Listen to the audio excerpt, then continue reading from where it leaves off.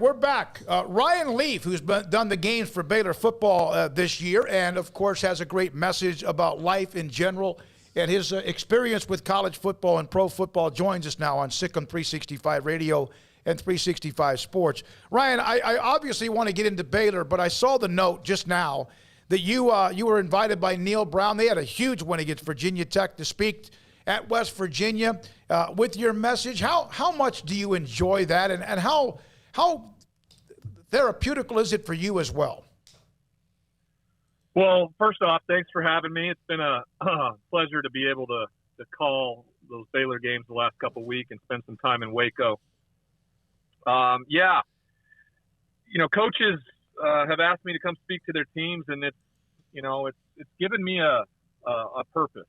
And I think that for the longest time I was so lost without a purpose, because I thought the only thing I could be was a football player, and I was so tied up in that identity.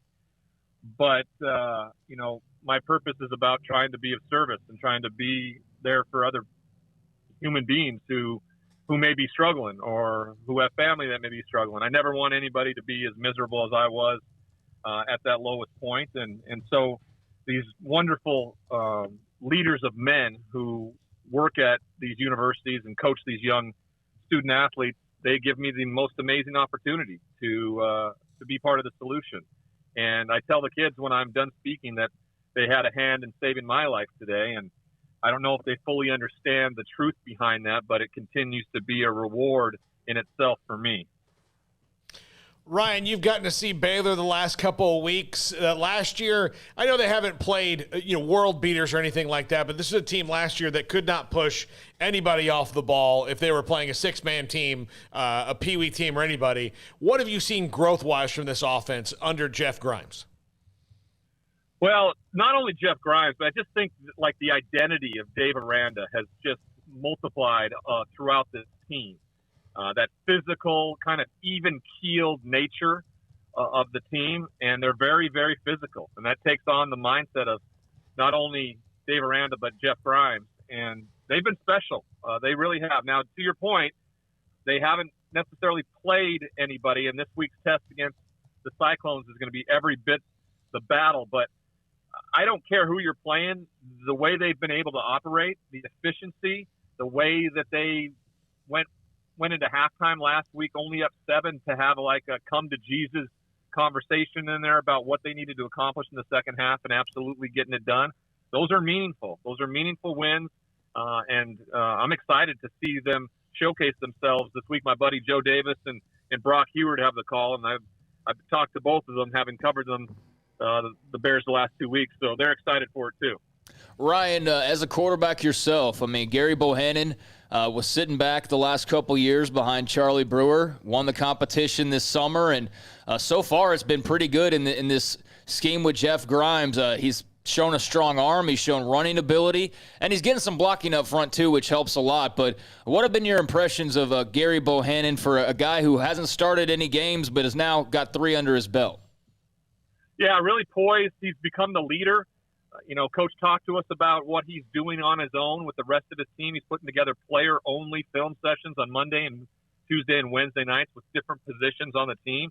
He's really taken on that leadership role, and he can do so much with his arm as well as with his feet. I think he makes him a very dynamic player. But I love the jump he made after week 1 against Texas State. He didn't take any shots down the field. There were guys that were open. He just didn't let it fly. He got some constructive criticism from the coaching staff and everybody, and say, hey, you're our guy. We trust you. Trust what you see with your eyes and let it rip. And sure enough, in week 2 against Texas Southern, and as well as last week, he was incredibly accurate. He was very focused and intense on letting that ball fly when he needed to. And that second half was a great example of that. Ryan, this is from a text that I just received that we get from our callers and listeners. Ryan Leaf has quickly become one of the best color analysts out there. His knowledge of the game is tremendous, comes out during the games. I was glad to see his name attached to the broadcast of the Kansas game. You haven't been able to do this for very long. You feel pretty comfortable. You played the game at both levels. Your thoughts about just your broadcast career and how it's going? Well, I majored in broadcasting at Washington State at the prestigious Murrow Communications School. So I always knew I wanted to go that route. When I retired from the NFL, the last thing I wanted to be was in a newsroom because I had such a contentious relationship with the media. But football, gave me everything, and therefore I love being around it. In particular, college football. And so, about 3 years ago, I really decided what I wanted to do, and so I reached out to some guys that I really respected: Joel Klatt, Brady Quinn, Kirk Herbstreit, Greg McElroy, guys that were doing the job that I really wanted to do, and I thought that would be the best kind of living to make. And I went out and shadowed those guys for about a year, and then I got an opportunity to start doing some studio and game analysis. And then 3 years ago, ESPN hired me, and I got a great group of games in 2019. Of course, took the year off last year because of COVID, really missed it. And this year I've spent most of my season in the Big 12, and I've really enjoyed it. Haven't been to a lot of these places in the Big 12, and I was really excited about it. I get to go to Stillwater for the first time this weekend for the big matchup between Kansas State and Oklahoma State. So I enjoy doing it. It reminds me a lot of watching football games with my dad, and we'd sit on the couch, and he would kind of be the play-by-play guy. He would tell me what the down and distance was, what the situation of the game was, and when the play was over, I would have analysis for him, and it really makes me feel like I'm having that relationship with my dad with my play-by-play, and that's why I think it makes it seem so comfortable with whoever I'm working with. Ryan, let me tell you, this is going to sound like a weird thing, but I will tell you the best thing about Oklahoma State's stadium, which is fantastic, even big ticket stadium, fantastic, is that it's the nicest media bathroom I've ever been in my life. And I think it's because when he was still alive that Mr. Pickens used to use that bathroom. Yeah. So you have to make it billionaire quality. So gold toilet? You'll be excited to go in there when you have to. Well, that's good to know. I appreciate that because I called a Fresno State game a couple years ago, and we were on top of the stadium in like this shipping container, and I don't believe there was a restroom anywhere. So I know and love when these booths, and all the booths in the Big 12 have been amazing. TCU's, Baylor's, Kansas, everybody. It's been pretty nice. What do you make of Iowa State's start to the season, Ryan? Brock Purdy's been a little hit or miss. The offense, last week they got it going on just fine, but it's been a little bit of a struggle. Obviously that Iowa loss was not a mark they wanted this early, but they kind of started this way last year as well and ended up in the Big 12 title game. Too quick to panic, or just what have been your observations on the Cyclones? Yeah, I would say I'd say it's too quick to panic, but I've also will say, hey, be aware. I have them not as high as everybody else does. I think I have them at 21 in my top 25 this week, in which I have Baylor at 22. So I think it's a pretty even matchup. The fact that they get to play in Waco, and I love the explosive nature of the offense, and I think the difference maker, which I think a lot of people would have thought would have been Bryce Purdy a year ago, I think could be Gary Bohannon in this game. They run the ball well. They can use play action and protect him. I think he'll be able to take shots down the field. And as we know, the defense is spectacular. Jalen Petrie and everybody flying around, making big plays. I like the Bears this weekend. You brought something up on a lot of times people look at what happens now with the Big 12 and the SEC and what Texas and Oklahoma are about to do, and we know what that did for the last couple of 3 months. But the teams that have won, A&M, TCU, and Baylor, of those three, Baylor's been through 4 head coaches.